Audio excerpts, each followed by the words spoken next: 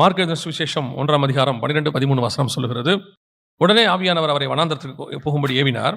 அவர் வனாந்தரத்திலே 40 நாள் இருந்து சாத்தானால் சோதிக்கப்பட்டு அங்கே காட்டு மிருகங்களின் நடுவே சஞ்சரித்துக் கொண்டிருந்தார். தேவ தூதர்கள் அவருக்கு ஊழியம் செய்தார்கள். இந்த வசனத்தை நாம் எல்லோரும் அறிந்திருக்கிறதான ஒரு வேத பகுதி. நாம் அதிகமாக நிறைய செய்திகள் இதில் கேட்டிருப்பீர்கள். இந்த வேத பகுதியில் இருக்கக்கூடிய சில விஷயங்களை மட்டும்தான் நாம் கொஞ்சம் பார்க்க போகிறோம்.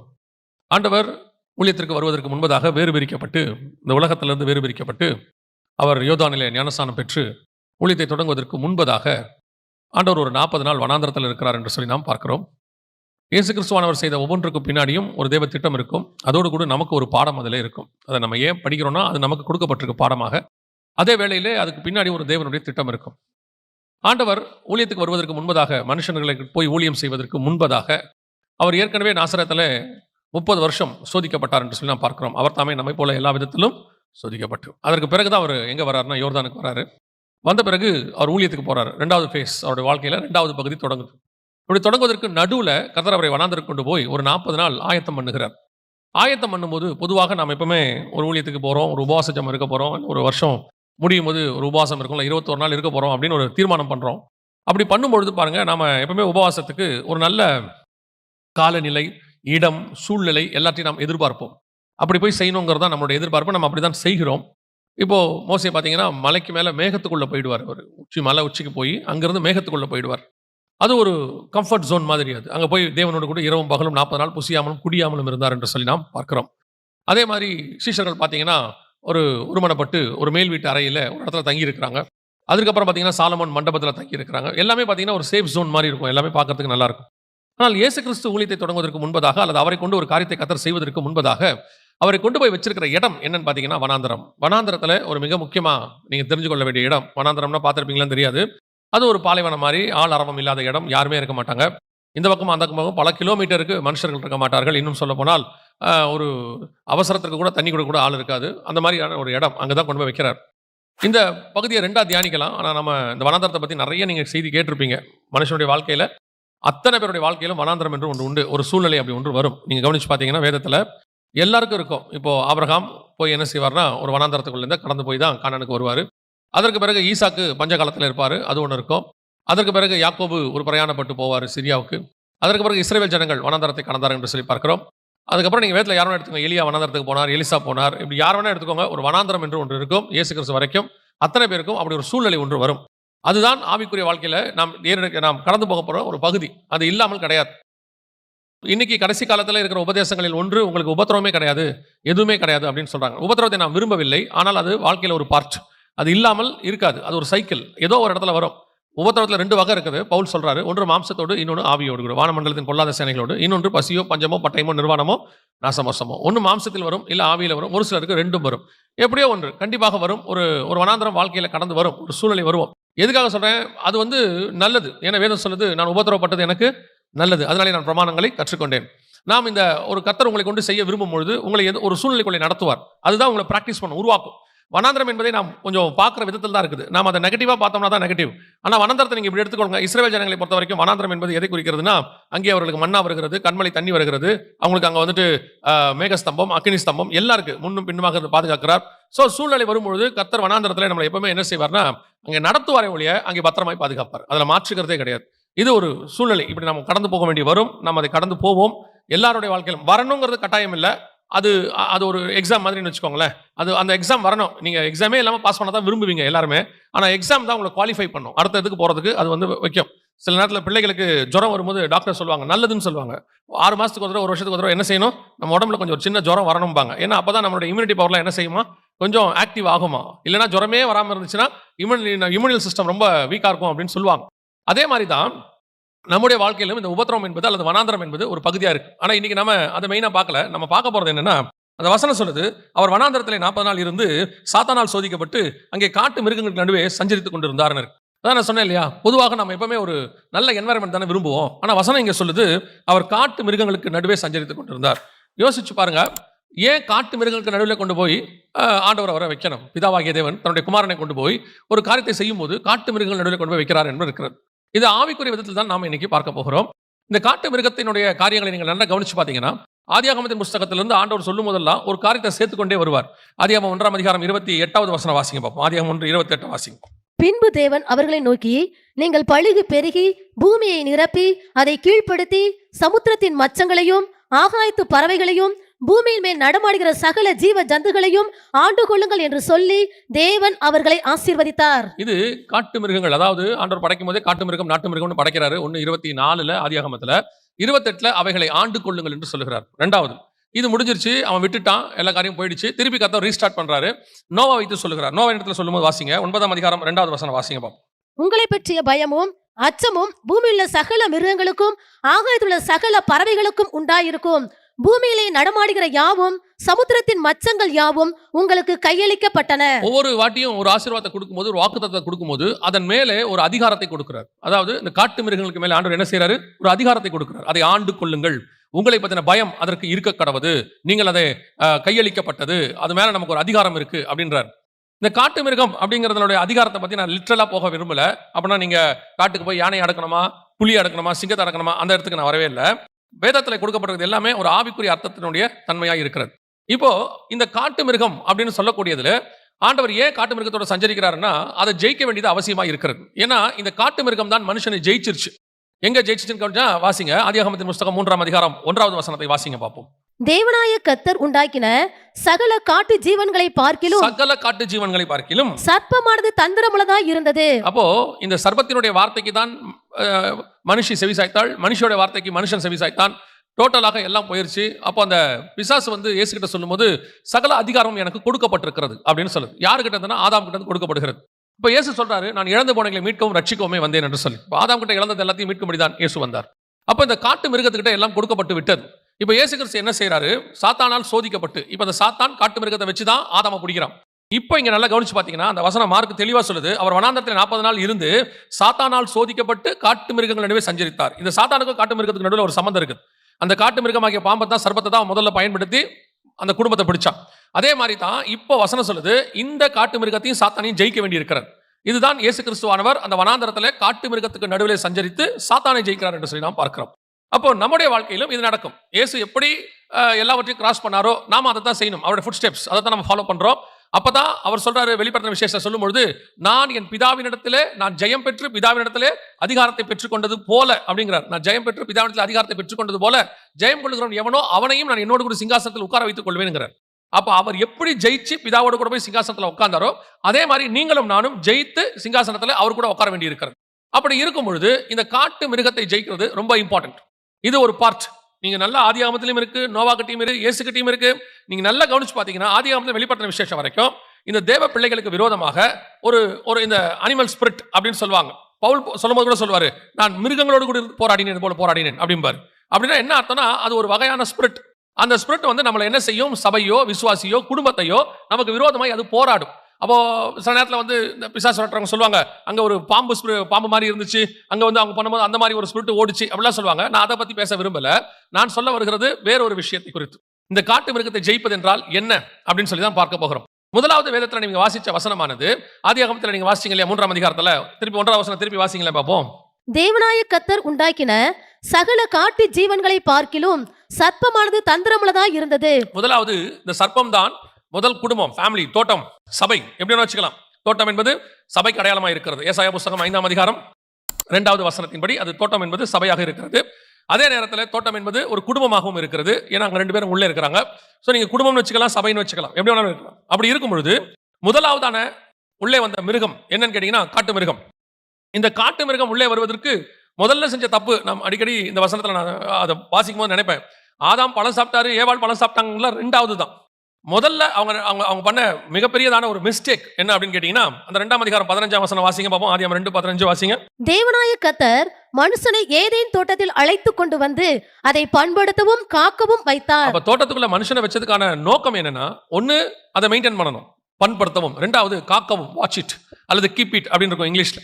அதை பண்படுத்தவும் காக்கவும். You want to guard. அதை எதுல இருந்து காட் பண்ணணும், எதுல இருந்து அதை பாதுகாக்கணும், யாருக்கிட்ட இருந்து பாதுகாக்கணும்? இவங்க 2 பேர் தானே இருக்கிறாங்க, வேற யாருமே இல்லையே. யாருக்கிட்ட இருந்து பாதுகாக்கணும்னு பாத்தீங்கன்னா, ஆண்டவர் படைக்கும் போதே எப்படி படைக்கிறாரு? காட்டு மிருகத்தையும் நாட்டு மிருகத்தையும் உண்டாக்கினார். 1:24 வாசிக்கும் போது காட்டு மிருகத்தையும் நாட்டு மிருகத்தையும் படைத்தார்.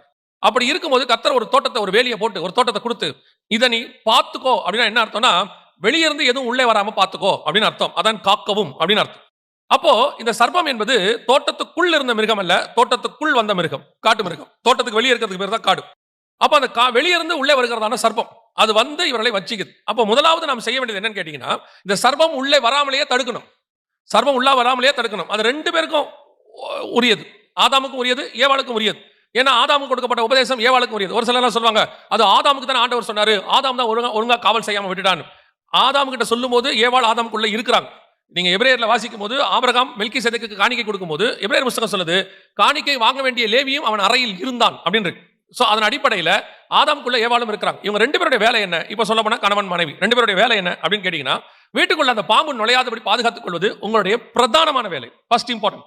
இப்ப இந்த பாம்புங்கிறது எதை தாங்க குறிக்குது, எதுக்கு அது அடையாளமா இருக்கிறது அப்படின்னு கேட்டீங்கன்னா, வாசிங்க 2 கொரிந்தியர் 11ஆம் அதிகாரம் 3-4 வசனங்களை வாசிங்க. 2 கொரிந்தியர் 11ஆம் அதிகாரம் 3-4 வசனங்களை வாசிங்க.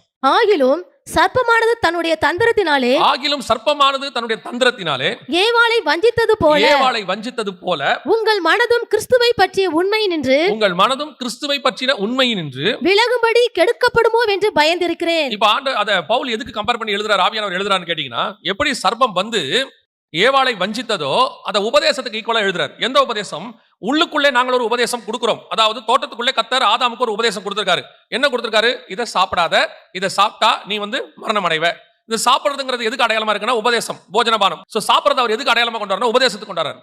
இப்ப ஆண்டவர் சொல்றாரு, இந்த உபதேசத்தை நீ எடுத்துக்காத, இந்த உபதேசத்தை எடுத்தினா உனக்கு மரணம் வந்துடும். ஸ்பிரிச்சுவல் மரணத்தை பத்தி ஆண்டவர் பேசுறாரு. அதனால அவங்க பழம் சாப்பிட்ட உடனே சாகல, சாவதில் சாவாய். அப்படி அர்த்தம் என்னன்னா, சாகவே சாவாய்னா நீ எதுல சாக போறியோ அதுல செத்துருவேன்னு அர்த்தம். உங்க ஆத்மா நரகத்துக்கு போயிடுன்றதா ஆண்டவர் ஸ்பிரிச்சுவலா சொல்றாரு.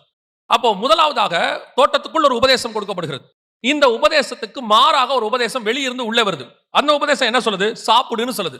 இவரு சாப்பிடாதேங்கிறாரு, அது சாப்பிடுங்குது. இவர் மரணம் அடையுங்கிறாரு, அவன் மரணம் அடைய மாட்டேங்கிறான். அப்படியே ஆப்போசிட் உபதேசம், அப்படியே ஆப்போசிட். இதைத்தான் கலாத்தியருக்கு எழுதும் போது பவுல் சொல்றாரு, நாங்கள் ஒரு உபதேசத்தை உங்களுக்கு கொடுத்திருக்க, அந்த உபதேசம் நித்திய ஜீவனுக்குரியதா இருக்க, ஆனால் வேறொரு உபதேசம் வெளியிலிருந்து வருகிறது. அந்த உபதேசம் உங்களை நாங்கள் சொல்லக்கூடிய இந்த உபதேசத்துக்கு நேர் மாறாய் நடத்துகிறது. ஆனால் அந்த உபதேசம் மரணத்துக்கு ஏதுவான உபதேசம். சபைக்கு கர்த்தர் கொடுக்கிறதான மிக முக்கியமான எச்சரிப்பாய் நான் பார்க்கிறேன். அதுவும் இந்த கடைசி காலத்தில் அது மிக முக்கியமான எச்சரிப்பு. பவுல் தெளிவா எழுதுகிறார், நான் போகிறேன், மந்தையை தப்ப விடாத ஓநாய்கள் வரும். ஓநாய் என்பது ஒரு விதமான உபதேசம், கள்ள உபதேசம். கள்ள உபதேசத்துக்கும் கள்ள போதகர்களுக்கும் ஓநாயை கர்த்தர் வந்து அடையாளமா சொல்றார். அப்படி இருக்கும் பொழுது சபைக்கு ஒரு உபதேசம் கொடுக்கப்படுகிறது, வேத வசனத்திலிருந்து ஆவியானவர் வழியாக கொடுக்கப்படுகிறது. இந்த உபதேசத்துக்கு அப்படியே நேர்மாறான உபதேசம் வெளியே இருக்கு. அதைத்தான் நீங்க ரொம்ப கேர்ஃபுல்லா பார்த்துக்கொள்ளணும். முன்னாடிலாம் சபைக்கு வரும்போது ஒரு 30 வருஷத்துக்கு முன்னாடி நாங்கெல்லாம் சபையில் இருக்கும்போது எங்களுக்கு கள்ளோபதேசம் வரணும்னா 2 வழி தான் இருந்துச்சு. 2 வழி தான் இருக்கும். ஒன்று, தெரியாம சபையில யாரையாவது ஏத்திடுவாங்க, ஏத்திட்டாங்க, அதாவது யாரோ ரெக்கமெண்ட் பண்ணாருன்னு ஏத்திடுவாங்க. வர ஆளு ஏதாவது ஒரு ஏடகுடமான உபதேசத்தை பேசிட்டு போயிடுவார். ஆனா என்ன நடக்கும்னு கேட்டீங்கன்னா, எங்களுக்கு அமைச்ச போதகர்கள் அவங்க என்ன பண்ணிடுவாங்கன்னா, தப்பான உபதேசம் தெரிஞ்ச உடனே அன்னைக்கு அந்த உபதேசத்தை தப்புன்னு சொல்லி எங்களுக்கு போதிச்சிருவாங்க. இவர் தப்பா அவர் போயிடுவாரு. அன்னைக்கு என்ன பண்ணிடுவாங்கன்னா, இவர் தப்பான உபதேசம் பேசினாரு, இது சரியில்லைன்னு எங்களுக்கு சொல்லிடுவாங்க. 2வது கள்ளோபதேசம் அல்ல தப்பான உபதேசம் வரணும்னா எங்களுக்கு வேற வழி, இன்னொரு வழி தான் இருந்துச்சு. எப்படின்னா, வீடுகளுக்கு 2 பேரா வருவாங்க. வந்து காலையிலேயே வருவாங்க. ஒரு கூட்டம் வரும், அவங்க வந்து சொல்லுவாங்க, இயேசு தெய்வம் இல்லை, மனுஷன் தான். இன்னொரு கூட்டம் வரும், பிதாவாகிய தேவனே கிடையாது, இயேசு மட்டும் தான் அப்படிம்பாங்க. இன்னொரு கூட்டம் வரும், இயேசுவும் இல்ல பிதாவும் இல்ல, 2 பேரும் பரலோகத்துல இருக்காங்க, இப்ப இங்கே வரும் ஆவியானவர் மட்டும் தான் இருக்கிறாரு அப்படின்னு சொல்லுவாங்க. இப்படிப்பட்ட கள்ளோபதேசங்கள் வர்றதுக்கு 2 வழி தான் இருந்துச்சு. ஒன்னு, சபையில தெரியாம வரும், இல்ல யாராவது ஒருத்தர் நமக்கு வீட்டுக்கு வந்து சொல்லுவாங்க. ஆனால் இப்பொழுது அப்படி அல்ல.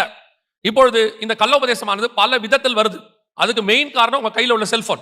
இது வழியாக ஃபேஸ்புக்ல, வாட்ஸ்அப்ல, அப்புறம் எக்ஸ் தளத்துல, யூடியூப்ல நிறைய கள்ளோபதேசம் வருது. இப்ப இருக்க பிரச்சனை என்னன்னு கேட்டீங்கன்னா, முந்தியெல்லாம் ஒரு உபதேசம் கொடுக்கணும், பேசணும்னு சொன்னா ஒரு சபையில விசுவாசியா இருக்கணும், ஒரு கொஞ்ச நாள், சில வருஷங்கள் இருக்கணும். அதற்கு பிறகு அந்த போதகர்கிட்ட ஒரு உதவி போதகராக இருக்கணும். அதுக்கப்புறம் எங்கேயாவது கொஞ்சம் படிக்கணும். அதுக்கப்புறம் அவரை ஆர்டர் பண்ணி அனுப்புவாங்க. இதுக்கெல்லாம் குறைஞ்சபட்சம் 15 வருஷம் ஆயிடும். இப்போ அப்படிலாம் கிடையாது.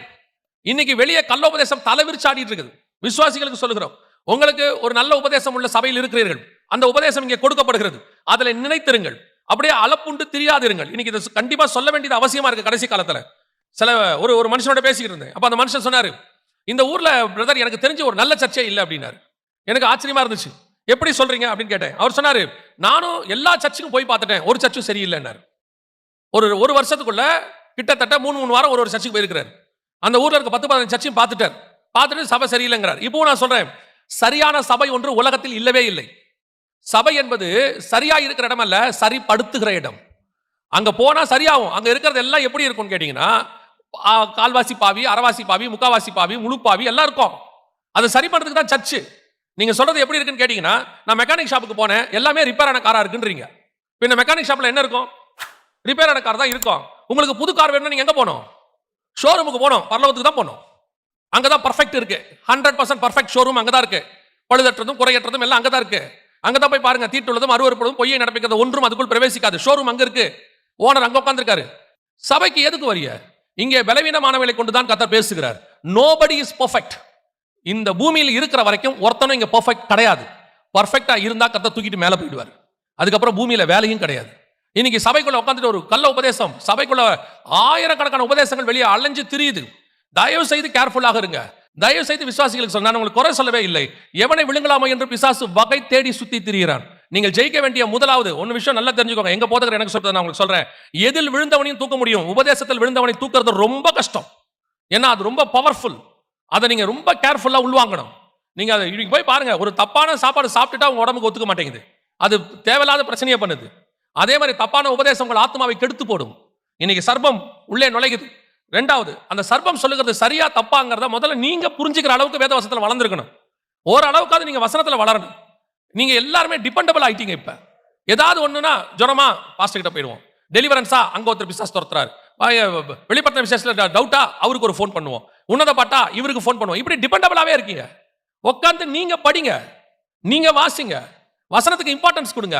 சர்ப்பம் வந்தா ஜெயிக்கிற இடத்துக்கு வாங்க. இயேசு கிறிஸ்து காட்டு மிருகங்களுடைய சஞ்சரித்தார். என்ன அர்த்தம்னா, இவர்கள் தோத்த அந்த சர்ப்பத்தை அவர் அங்கே ஜெயிக்கிறார். ஆண்டவர் என்ன விரும்புறாருன்னா, சர்ப்பத்து கூட நீங்க பேசக்கூடாதுன்னு விரும்பல, சர்ப்பத்தை ஜெயிக்க வேண்டும் என்று கர்த்தர் விரும்புகிறார். அவன் பிசாசின் தலையை நசுக்கினார், நம்ம எல்லாருக்கும் தெரியும், ஆதியாகமம் 3:15 இருக்கு. ஆனா அவனை சாகடிக்காம விட்டு வச்சிருக்காரு. ஏன் தெரியுமா? தலையை நசுக்குனது அவருடைய வேலை, வாளை நசுக்க வேண்டியது நம்முடைய வேலை. அதுக்கு தான் ஆண்டவர் விட்டு வச்சிருக்கிறார். வெளிப்படுத்தல் 12ஆம் அதிகாரத்துல 3-4 வசனங்களை வாசிச்சு பாருங்க. அங்க ஒரு சிவப்பான வலு சர்ப்பம் இருந்தது. அதற்கு 10 கொம்புகளும் 7 தலைகளும் 7 முடிகளும் அந்த தலையில் இருந்தது. அதன் வால் வானத்தின் நட்சத்திரங்களில் 1/3 பங்கை அப்படின்னு இருக்கும். அதன் வால் வானத்தின் நட்சத்திரங்கள். ஏன் வால்னு இருக்கு தெரியுமா? தலையை கர்த்தர் நசுக்கிட்டாரு. இப்ப சர்ப்பத்துக்கு தலை கிடையாது, இப்ப இருக்கிறது எல்லாம் வால் தான். அதை ஏன் கர்த்தர் விட்டு வச்சாருன்னா, தலையை நான் நசுக்கிட்டேன், வாலை நீ நசுக்கு. அப்பதான் நான் ஜெயம் பெற்று பிதாவின் சமூகத்தில் உட்கார்ந்தது போல நீங்களும் ஜெயம் பெற்று பிதாவின் சமூகத்தில் உட்கார முடியும். இன்னைக்கு அந்த உபதேசத்தினுடைய வாளை விட்டு வச்சிருக்கிறாரு. தைரியமா உபதேசத்துல ஸ்ட்ராங்கா இருக்கணும். உங்களுக்கு நல்ல வசனம் தெரியணும். கள்ளோபதேசம் நான் சொல்லுவேன், கள்ளோபதேசக்காரன் வீட்டுக்குள்ள வந்தா பேசாதீங்கன்னு சொல்லுவாங்க. அது அந்த ஆத்மாக்களுடைய ஆவிக்குரிய ஸ்டாண்டர்டை பொறுத்து. ஆனா நான் என்ன விரும்புவேன்னா, பேசணும். ஏன்னா 2 ஆத்மாவை கர்த்தர் வீடு தேடி அனுப்புறாரு.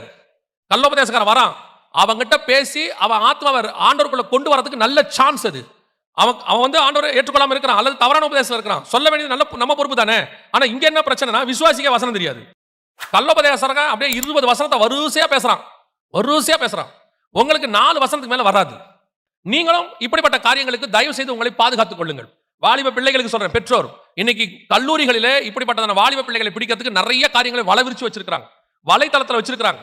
கடைசி காலத்துல ஞானமா பேசுறோம்னு சொல்லி இந்த லிபரல் டாக்டரின்லாம் நிறைய வந்திருக்கு. இப்ப தயவு செய்து ரொம்ப கேர்ஃபுல்.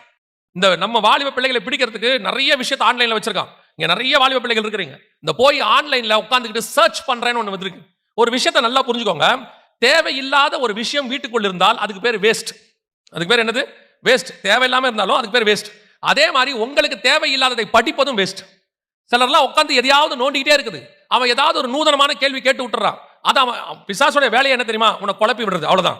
அவன் நீங்க ஏற்றுக்கொள்ளணும்னு அவன் நினைக்கவே மாட்டான். முதல்ல உங்களை குழப்பி விட்டுருவான். பிசாசு வந்து ஏவாள்கிட்ட சொன்ன வார்த்தை என்ன? நீ புசிக்கும் நாளிலே சாகிறது இல்லைன்ட்டான். இப்ப இந்த அம்மாவுக்கு கன்ஃபியூஷன் ஆயிடுச்சு. அவர் சாவேங்கிறாரு, இவன் சாவ மாட்டேங்கிறான். எது உண்மை? இந்த சந்தேகமே போதும் பிசாசு உன்னை இழுத்துட்டு போறதுக்கு. நீ என்ன சொல்லணும்? நீ சாவேன்னு சொன்னாலும் சரி, சாவ மாட்டேன்னு சொன்னாலும் சரி, என் தேவன் சொல்லி இருக்கிறாரு சாப்பிடக்கூடாதுன்னு, நான் சாப்பிட மாட்டேன், வேலை முடிஞ்சு. அதுக்கு எந்த எக்ஸ்பிளனேஷன் நீங்க தேவை கிடையாது.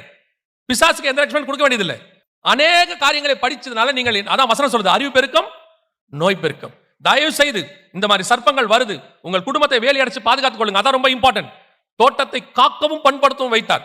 சர்பத்தை உள்ள விட்டுட்டு வெளியே துரத்துறதுங்கிறது ரெண்டாவது, உள்ள வர விடாம தடுக்கிறது தான் ஃபர்ஸ்ட். உங்க குடும்பத்துக்குள்ள இப்படிப்பட்ட காரியங்கள் வரக்கூடாது. அதுக்கு முதல்ல தேவை நீங்க அதை வேலி அடைச்சு பாதுகாத்துக் கொள்ளணும். வீட்டுக்குள்ள முதல்ல இந்த மாதிரி காரியங்கள் இருக்கணும். நல்ல ஃபேமிலி பிரேயர் இருக்கணும். முதல்ல நல்ல ஜெபம் பண்ணி டெய்லி ஒரு அதிகாரம் வாசிக்கணும். நீங்க ஸ்பிரிச்சுவலி ஸ்ட்ராங்கா இருந்தாலே இப்படிப்பட்டதான, உங்களுக்கு ஊர்ல ஒரு நார்மல் விஷயம் சொல்லுவாங்க பாருங்க, நெருப்பு எரிஞ்சுக்கிட்டே இருந்தா எந்த மிருகமும் என்ன செய்யாது, கிட்ட வராதும்பாங்க. காட்டுல தங்குறவங்க என்ன பண்ணுவாங்க, தூங்க போறவங்க நல்ல நெருப்பை எரிச்சு புகை போட்டு விட்டு போய் படுத்துருவாங்க. காரணம் என்னன்னா, நெருப்பு எரிஞ்சிட்டு இருந்தா என்ன செய்யாது, எதுவும் கிட்ட வராதும்பாங்க. அதே மாதிரி தான் நீ ஆவில அனலா இருந்தினாலே எந்த பிசாசும் உன் கிட்ட வராது. நீங்க கர்த்தருக்குள்ள எரிஞ்சுக்கிட்டே இருந்தீங்கன்னா பிசாசு வராது. உங்க வீடு அப்படிப்பட்ட ஒரு ஸ்பிரிச்சுவாலிட்டிக்குள்ள இருக்கணும். ஆளாளுக்கு ஒரு போன் எடுத்து 4 பக்கம் போயிடுறிய, 4 பேரும் ஞானமா பேசுறீங்க. அத்தனை ஞானமும் யூடியூப் ஞானம். ஒண்ணு கூட பைபிள் ஞானம் இல்ல. யூடியூப் ஞானத்தை 4 பேர் உட்காந்து பேசிக்கிட்டு, உட்காந்து அரட்டை அடிச்சுக்கிட்டு, உட்காந்து குடும்பமா முதல்ல உட்காந்து ஜெபம் பண்ணுங்க, வேதம் வாசிங்க. அதுக்கப்புறம் பிள்ளைகளோட உட்காந்து அவங்க என்ன நிலையில இருக்காங்கன்னு கொஞ்சம் யோசிங்க. முந்தியெல்லாம் வீட்டில் இருக்கிற அம்மாக்கள் அந்த பிள்ளை நடக்கிறத வச்சே சொல்லுவாங்க, அந்த பிள்ளைக்கு உடம்பு சரியில்லையா ஆமாவான்னு சொல்லுவாங்க. அந்த நடையை வச்சு சொல்லுவாங்க. பையன் ஸ்கூல்ல இருந்து வரும்போது முகத்தை வச்சு அம்மா சொல்லும் அவன் பசியில இருக்கிறானா இல்லையான்னு. அந்த மாதிரி ஸ்பிரிச்சுவலி உங்களுக்கு இருக்கணும். உங்க பிள்ளைய பார்க்கும் போதே உங்களுக்கு தெரியணும் அவன் ஸ்பிரிச்சுவலி சரியா இருக்கானா இல்லையான்னு. அந்த அளவுக்கு நீங்கள் ஆவியில வளர்ந்துருக்கணும். இல்லைன்னா கடைசி காலத்தில் குடும்பத்தை கர்த்தர் கூட நிறுத்த முடியாது. ரொம்ப கேர்ஃபுல்லா நடந்து கொள்ளுங்க. பைபிள் முழுக்க ஒரு பெரிய டிராஜடி பழைய ஏற்பாட்டில் இருக்குது. பெரிய பெரிய பரிசுத்தவான்கள் நீதிமான்களுடைய பிள்ளைகள் கெட்டு போயிட்டார்கள். அதான் இங்க இருக்கு. நீங்க பாத்தீங்கன்னு சொன்னா ஏனோக்குடைய பையன் மெத்துசுலா வேலைக்குள்ள வரமாட்டார். நீங்க அதுக்கு அடுத்து போய் பாருங்க, ஆபிரகாமுடைய சந்ததியில இஸ்மவேல் கெட்டு போயிடுவான். அடுத்து ஏசாவுடைய யாக்கோபு இதுல ஈசாக்குடைய சந்ததியில ஏசா கெட்டு போயிடுவான். யாக்கோபுடைய சந்ததியில பாருங்க யூதாவும் இவனும் யோசேப்பை தவிர மிச்சம் எல்லாமே பிரச்சனையா இருக்கும். அதுக்கப்புறம் அப்படியே போங்க, சாமுவேல் பிள்ளைகள் கெட்டு போயிருப்பாங்க, ஏலி பிள்ளைகள் கெட்டு போயிருப்பாங்க. நீங்க தாவீதின் பிள்ளைகள், தாவீதோடைய பையன் சாலமோன். யோசித்து பாருங்க.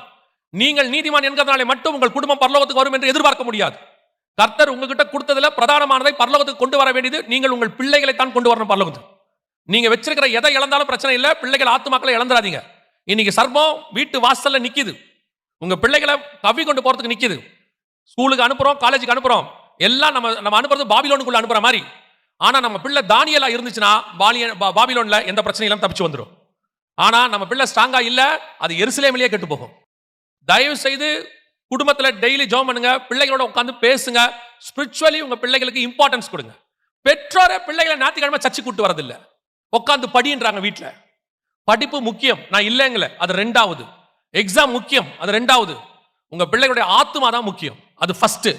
பிள்ளை டாக்டரா இருக்குதா இன்ஜினியர் ஆகிறத விட உங்க பிள்ளை பரலோகத்தில் இருக்குதான்றது பார்க்கணும். டாக்டராகி இன்ஜினியர் ஆகட்டும், வேணாம் சொல்லல. டாக்டராகி இன்ஜினியரிங் நரகத்துக்கு அது போயிடக்கூடாது.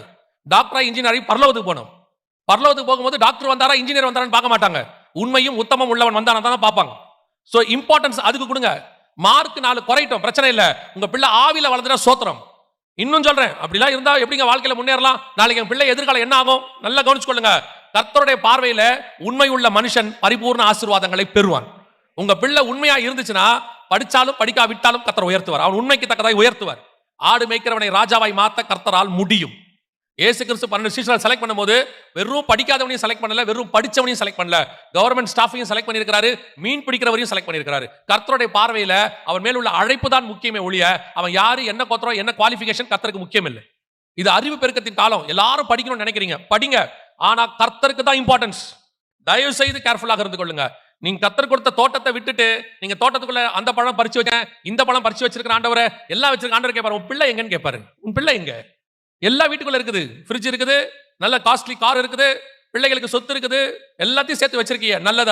அது உங்க பிள்ளைகளுக்கு நீங்க வச்சது, அவங்க மேல உள்ள அன்பு, நான் இல்லைன்னு சொல்லல. உங்க பிள்ளைகள் எங்கே?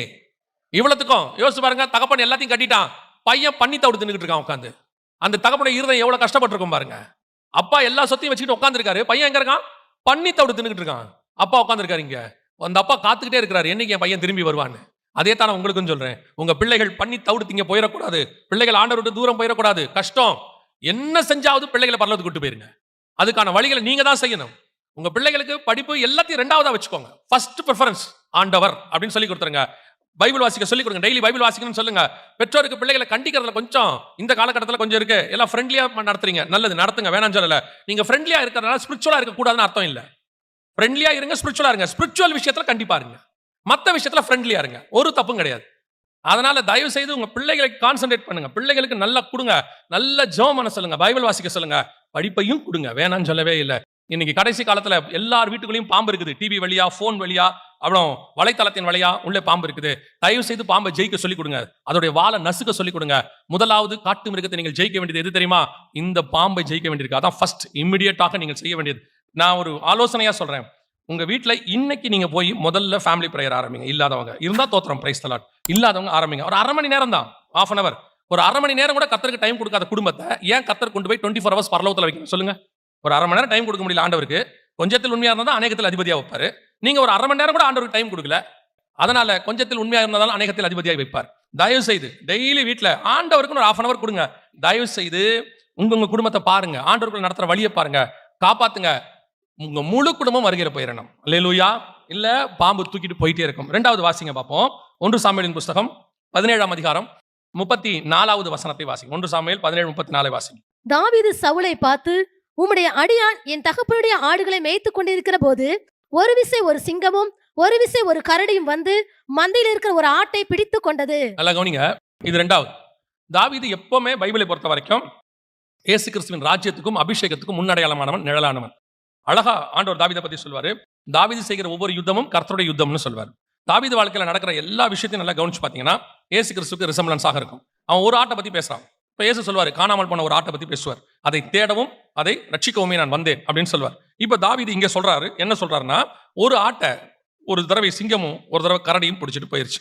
யாருடைய ஆட்டை? என் தகப்பனுடைய ஆட்டை. சோ பிதாவினுடையதான சபையில் இருக்கக்கூடிய ஒரு விசுவாசியோ அல்லது உங்க வீட்டுக்குள்ள கர்த்தர் கொடுத்ததான ஒரு ஆத்துமாவையோ சிங்கமும் கரடியும் பிடித்துக் கொண்டு போகும் என்று சொல்லி நாம் பார்க்கிறோம். 2வது இன்னைக்கு இருக்கக்கூடியது சபைகளிலே விசுவாசிகளுக்குள்ளே காணப்படுகிற 2வது ஒரு ஸ்பிரிட் அல்லது 2வது மிருகம். நீங்கள் ஜெயிக்க வேண்டியது என்னன்னு கேட்டா இந்த சிங்கத்தின் ஸ்பிரிட். சிங்கம் என்பது உங்களுக்கு எல்லாருக்கும் தெரியும், பிசாசு அப்படிம்போம். சர்வம் என்பதும் பிசாசு. ஆனா அதுக்குள்ள இருந்து எது கிரியை செய்துன்னு பார்க்கணும். சர்வம் என்பது கள்ளோபதேசம்னு பார்க்கிறோம்.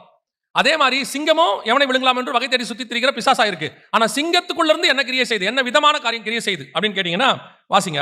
வெளிப்படுத்தின விசேஷம் 13ஆம் அதிகாரம் 5வது வசனத்தை வாசி. பெருமையானவைகளையும் தூஷணங்களையும் பேசும் வாய் அதற்கு கொடுக்கப்பட்டது. நம்ம ஏன் இந்த வாயை பார்க்கறோம் தெரியுமா? பெருமையானவைகளையும் தூஷணங்களையும் பேசும் வாய் அப்படின்னு இருக்கு இல்லையா? இதை ஏன் நம்ம பார்க்கறோம் தெரியுமா? அதே 13:2 வாசி. நான் கண்ட மிருகம் சிறுத்தையை போல் இருந்தது. அதன் கால்கள் கரடியின் கால்களைப் போலவும் அதன் வாய் சிங்கத்தின் வாயை போலவும் இருந்தன. வாய் எப்படி இருந்துச்சு? தாவீது எதன் வாய்க்கு தப்புவித்தார்? எதை தப்புவித்தார்? ஆட்டை தப்புவித்தார். ஆடு என்பது ஆத்துமாக்களுக்கு சமானமாக இருக்கிறது, விசுவாசிகளுக்கு இருக்கிறது. அப்போ சிங்கத்தின் வாய்க்கு தப்புவித்தேன். சிங்கத்தின் வாய் அப்படின்னா என்ன அர்த்தம்னா பெருமையானவைகளையும் தூஷணமானவைகளையும் பேசும் வாய் அப்படின்னு இருக்கு. இந்த 2 காரியம் இன்னைக்கு கடைசி காலத்தில் மிக அதிகமாக இருக்கு. ஒன்னு பெருமை, இன்னொன்னு தூஷணம். முதல்ல பெருமைன்னு எடுத்துக்கிட்டீங்கன்னா சபை இன்னைக்கு சின்ன சின்ன விஷயத்திலிருந்து அது கிருபையை தாண்டி பெருமைக்கு போகுது. கிருபைங்கிறத ஒரு உபதேசமா தான் வச்சிருக்காங்களே ஒழிய பெருமை தான் பிரதானமா இருக்குது. பெருமையான காரியங்களை பேசிட்டு கடைசியில ஒரு டேக் போடுற மாதிரி எல்லாம் கிருபை அப்படின்ட்டு போயிடுவாங்க. ஆனா சொல்லும் போது பாத்தீங்கன்னா அப்படியே பயங்கரமா பெருமையானவைகளுக்கு இன்னைக்கு ஒரு சபை ஸ்தாபிக்கிறதுல ஆரம்பிச்சு ஒரு விசுவாசி வளர்றது வரைக்கும் ஏதோ ஒரு விதத்துல பெருமை எட்டி பார்த்துக்கிட்டே இருக்குது. உள்ளுக்குள்ள இருந்து பெருமை இருக்கு. நல்லா கவனிச்சுக்கொள்ளுங்க. இயேசு பரமேறி போனதுல இருந்து இன்னைய வரைக்கும் இந்த 2000 வருஷமா எத்தனையோ ஸ்தாபனங்கள் உருவாச்சு, எத்தனையோ விதமான சபைகள் உருவாச்சு, நிறைய காணாமல் போயிருச்சு. நம்ம ஆதி காலத்துல பார்த்த சபைகள்ல எத்தனையோ இன்னைக்கு இல்ல. நீங்க பாருங்க, எபேசு, சிமிர்னா வாசிக்கிறோமே, சிமிர்னாவையும் பிலடெல்பியாவையும் கர்த்தர் சொல்வாரு குறையில்லாத சர்ச்சு புகழ்வாரு. இன்னைக்கு சிமிர்னாலையும் சபை இல்ல, பிலடெல்பியாலையும் சபை இல்ல, எல்லாம் போச்சு துருக்கியில இருந்து. அதனால நான் என்ன சொல்றேன், அதன் மேல நமக்கு பெருமை கிடையாது. அந்த பேர் மேல ஒரு பெருமை கிடையாது. எங்க இருந்தாலும் நீங்கள் கர்த்தருக்குள்ள இருக்கிறீங்களான்றதான் பெருமை. இங்கே வருது. அடுத்து கர்த்தர் உங்களை ஆசீர்வதிக்கிறார். ஆசீர்வாதம் வந்த உடனே கர்த்தர் ஆசீர்வதிக்கிறாருங்கிற அந்த எண்ணம் போயிட்டு அடுத்து உங்களுக்குள்ள எட்டி பார்க்கிற அடுத்த பெருமை என்னன்னா டேலண்ட், என்னுடைய திறமை. கூட சொல்லுவாங்க கர்த்தருடைய கிருபை. எது ஒண்ணுமே உங்களுக்குள்ள ஒண்ணு வருதுன்னா அது தேவ தயவுனால் நடக்குது, அவ்வளவுதான்.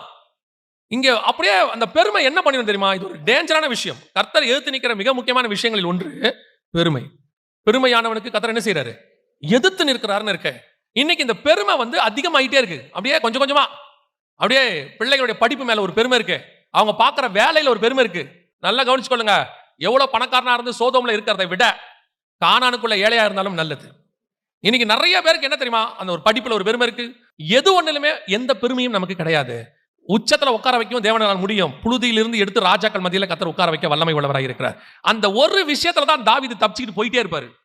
எங்க போய் உட்கார வச்சாலும் அவர் ஒண்ணு மட்டும் மனசுல வச்சிருப்பாரு, ஆண்டவரே இம்மட்டும் கொண்டு வர்றதுக்கு நானும் என் வீட்டாரும் ஏமாத்திரம். அந்த தாட் இருந்துகிட்டே இருக்கும் அவருக்கு. அப்படியே போயிட்டே இருக்கும். அவர் சொல்வாரு, எங்கேயோ இருந்த என்ன இங்க கொண்டு வந்திருக்காரு. மீகால்ட்ட சொல்வாரு, ஆண்டவர் மீகால்ட்ட சொல்வாரு, ஆமா என்ன கர்த்தர் கொண்டு வந்து இங்க உட்கார்ந்திருக்காரு, இன்னும் செய்வேன்.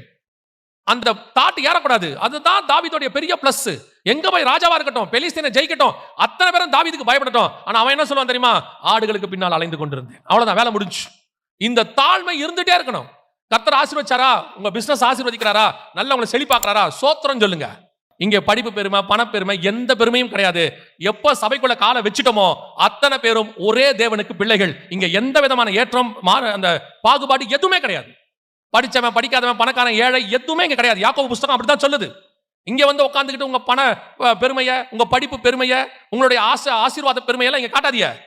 அவர் தேவனுடைய ரூபமாயிருந்தும் தேவனுக்கு சமமாயிருந்தும் அதை கொள்ளையாடின பொருளாய் எண்ணாமல் முடிவு பரியந்தம், சிலுவையின் முடிவு பரியந்தம் தன்னை தாழ்த்தினார். அப்பேற்பட்ட சர்வ வல்லமை உள்ள தேவன் 13ஆம் அதிகாரம் யோவான் சொல்லுது, பிதா தாமே நியாய தீர்ப்பு செய்கிற அதிகாரத்தையும் கொடுத்துட்டாராம், எல்லா விதமான அதிகாரத்தையும் அவர் கையில் கொடுத்துட்டாராம். அத்தனை அதிகாரத்தை வாங்கின இயேசுவே சிலுவையின் முடிவு பரியந்தம், அதாவது மரணம் வரைக்கும் தன்னை தாழ்த்தி இருக்கிறாருன்னா, நீங்களும் நானும் ஒண்ணும் இல்லாத ஆளு கர்த்தருடைய கிருபையினால் வந்து நிக்கிறோம். இப்போ சொல்றேன், இந்த இடத்துல வந்து நான் நிக்கிறதுக்கு காரணம் கர்த்தருடைய கிருபை மட்டும். என்னை விட படிச்சவங்க, என்னை விட நல்ல டேலண்ட் உள்ளவங்க, நல்ல ஸ்பிரிச்சுவல் லைஃப்ல இருக்கிறவங்க எத்தனை பேர் இங்க உட்காந்துருக்கீங்க? இங்க ஏன் நிக்க வச்சிருக்காருன்னா கிருபையினால மட்டும் நிக்க வச்சிருக்காரு.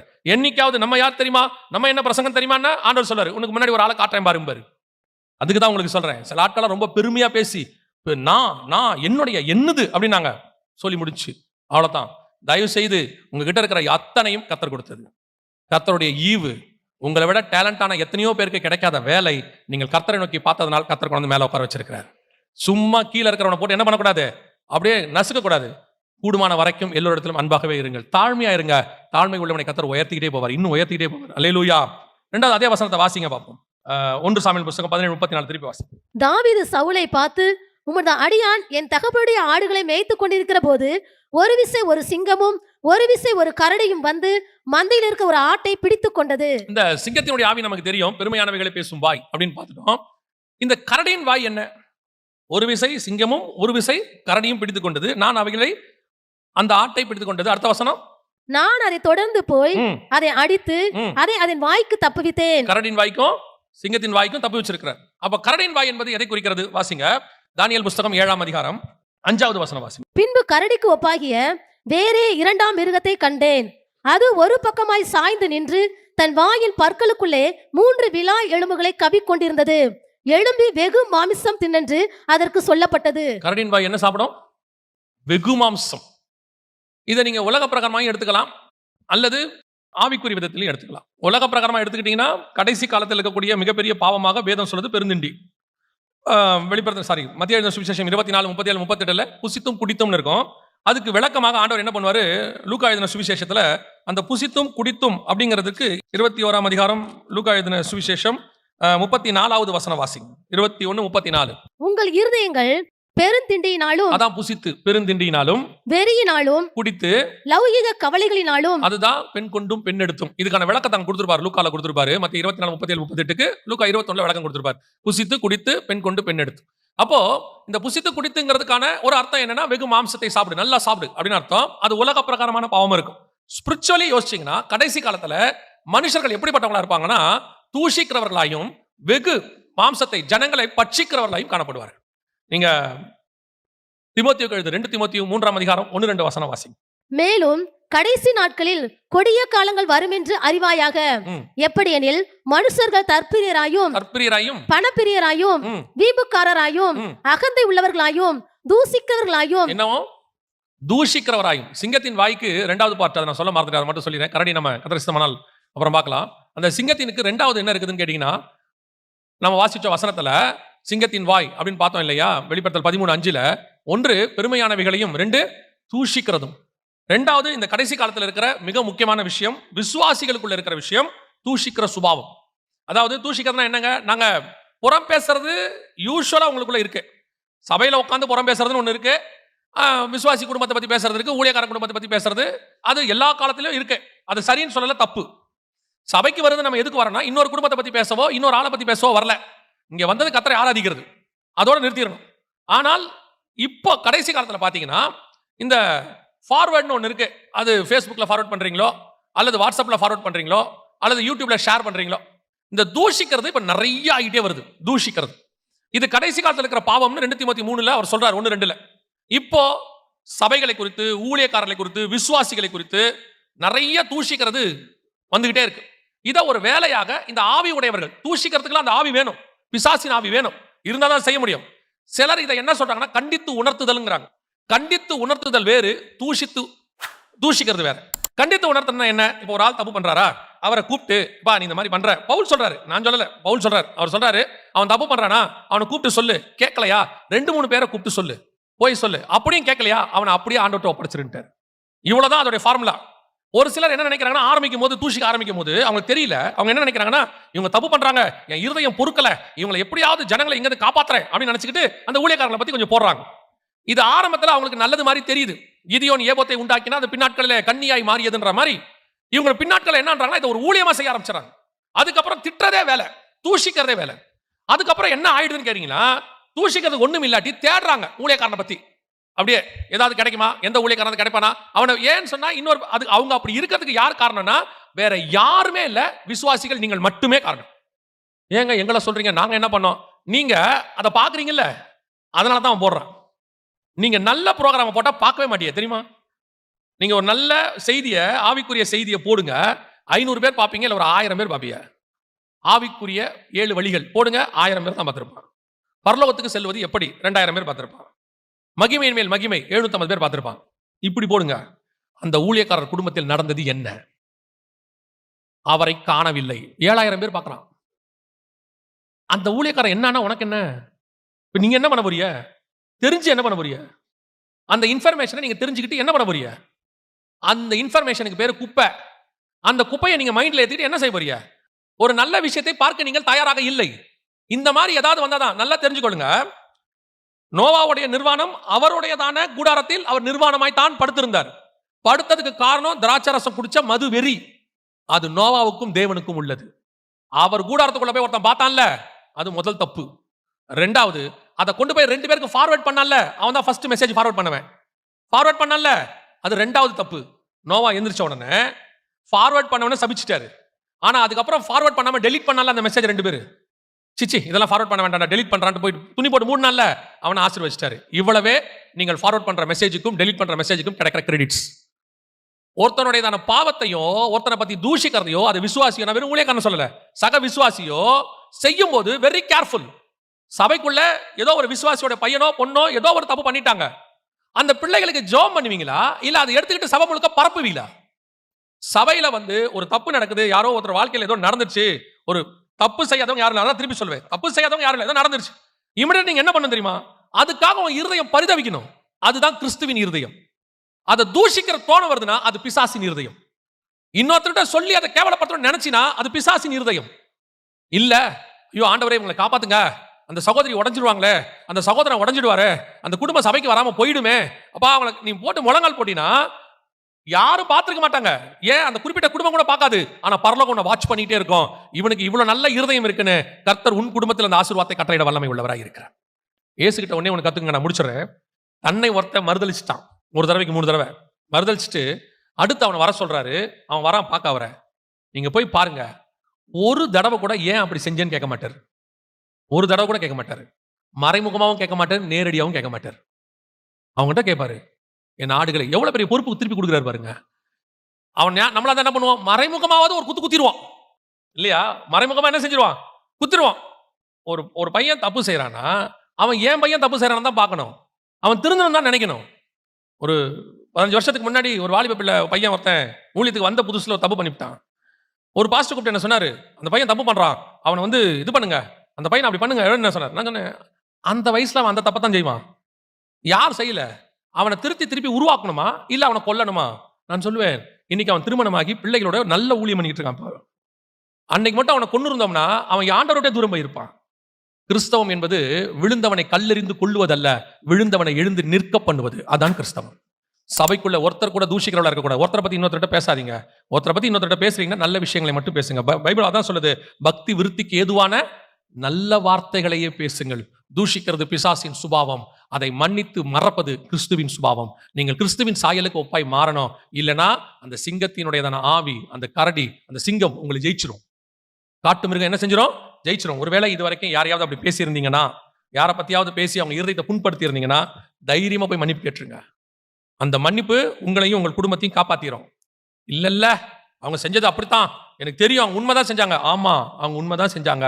ஆனா அதை பேசுற அதிகாரத்தை உங்ககிட்ட யாரும் கொடுக்கல. அவங்கள பத்தி பேசுற அதிகாரத்தை கர்த்தர் யாருக்கும் கொடுக்கல. உங்களுக்கு கொடுத்த அதிகாரம் என்பது இன்னொருத்தருக்காக ஜெபிக்கிற அதிகாரம் மட்டும்தான் கர்த்தர் கொடுத்திருக்கிறார். அல்லேலூயா. நாம் ஜெபிக்க போகிறோம். ஏந்திரிக்கலாமா நம்ம தேவ சமூகத்தில்? இந்த காட்டு மிருகங்களை ஜெயிக்கிறது தான் கர்த்தருடையதான திட்டம்.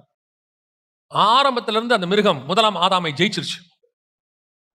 அதனாலதான் ஆண்டவர் முதல்ல காட்டு மிருகத்தை ஜெயிச்சுட்டு ஊருக்குள்ள வருவார். உங்களுக்கு எனக்கும் அதே பொறுப்பு இருக்கு. நம்மளை சுத்திலும் நிறைய காட்டு மிருகங்களுடைய ஆவிகள் சுத்திக்கிட்டு இருக்கு. சர்பத்தின் சுபாவம் உடையவர் இருப்பாங்க, சிங்கத்தின் சுபாவம் உடையவர் இருப்பாங்க, கரடியின் சுபாவம் உடையவங்க இருப்பாங்க, நரிகளும் குழி நரிகள் சுபாவம் உள்ளவங்க இருப்பாங்க. வசனம் சொல்லுது உன்னத பாட்டுல, தோட்டத்து காய்கள் பிஞ்சும் பழமா இருக்கிறது, நரிகளையும் குடி நரிகளையும் பிடிங்கள். அப்படி ஒண்ணு இருக்கு. ஓநாய்கள் இருக்கு, பைபிள்ல இருக்கு. இன்னும் இத்தனை மிருகம் இருக்கு. கடைசியா பாதாளத்திலிருந்து ஏறி வருகிற மிருகம் இருக்கு, அந்தி கிறிஸ்துவின் ஆவி இருக்கு. இத்தனை மிருகங்களை வேதம் சொல்லுகிறது. இன்னைக்கு நம்ம இந்த 2 மிருகங்களை தான் பார்க்கிறோம். இந்த சுபாவங்கள் நமக்குள்ள இருக்கக்கூடாது. உங்கள் குடும்பத்தை பத்திரமா பார்த்துக்கொள்ளுங்க. சர்பத்தினுடையதான உபதேசங்கள் வீட்டுக்குள்ளே வராதபடி பாதுகாத்துக் கொள்ளுங்க. 2வது, பெருமையானவைகளையும் தூஷிக்கிற வாய் நமக்கு வேண்டாம். தாழ்மையானதும் அடுத்தவரை ஆசீர்வதிக்கிற வாய் இருந்தா போதும். தாழ்மையா பேசுங்க. யாரை பத்தியும் தேவையில்லாததை பேசவே பேசாதீங்க. நீ என்ன இன்னைக்கு விதைக்கிறையோ நாளைக்கு அது உனக்கு விதை முளைக்கும். ஒப்பு கொடுப்போமா? சபை கர்த்தருக்கு முன்பாக ஆண்டவர் சொல்றார் ஏசாயா 5:2, மகா செழிப்பான மேட்டிலே எனக்கு ஒரு திராட்சை தோட்டம் உண்டு. அந்த மாதிரி நம்முடைய சபை நல்ல மேட்டில் இருக்கிற சபையா, அநேகருக்கு முன்மாதிரி சபையா, அநேகர் வந்து பார்த்து இந்த ஐக்கியம், இந்த அன்பு, இந்த சமாதானம், இந்த சந்தோஷம் எங்கேயுமே இல்லைங்க அப்படின்னு சொல்லக்கூடிய மேட்டில் இருக்கிற சபையா மாறிடணும். வந்துட்டு ஒருத்த பின்மாற்றம் அடையக்கூடாது. அங்க இருக்கிற விசுவாசிங்க எல்லாம் ரொம்ப மோசம், அடுத்தவங்களை பத்தி பேசுறாங்க, எங்க குடும்பத்தை பத்தி பேசுனாங்கன்னு போயிடவே கூடாது. அது நீங்க இடல் உண்டாக்குறது. கர்த்தர் சொல்றாரு, இடல் உண்டாக்குறவனுக்கு எந்திர கல்லு. ஒப்பு கொடுப்போமா தேவ சமூகத்துல? நல்ல தகப்பனே, எங்கள் சபை உமக்கு முன்பாக இருக்கிறது ஆண்டவரே. எங்கள் சபை உமக்கு முன்பாக கற்புள்ள கன்னிகையாக, கரை திரையற்ற மனவாட்டி சபையாக, தேவனுக்கென்று நியமிக்கப்பட்ட சபையாக, சத்தியத்துக்கு ஆதாரம் தூணுமான சபையாக நிற்க கிருபை பாராட்டும். ஆசீர்வதியும் எங்கள் சபை விசுவாசிகள் அத்தனை பேரும் பவுல் சொல்லுகிறது போல ஆண்டவரே, உங்களை நாங்கள் மாதிரிகளாய் வைத்து போகிறோம் என்று சொல்லபடி இந்த பட்டணத்துக்கே எங்கள் விசுவாசிகள் மாதிரிகளாக இருக்கட்டும். மாதிரிகளாக எங்கள் விசுவாசிகளை பார்க்கிறவர்கள், இது இந்த சபையின் விசுவாசி கர்த்தருடைய சுபாவம் வெளிப்படுத்துன்னு சொல்ற அளவுக்கு மாதிரிகளாக மாறட்டும். கிருபையுள்ள கர்த்தரை எங்களை தாழ்த்துகிறோம் எங்கள் ஆண்டவர் இயேசு கிறிஸ்துவின் நாமத்தில் பிதாவே.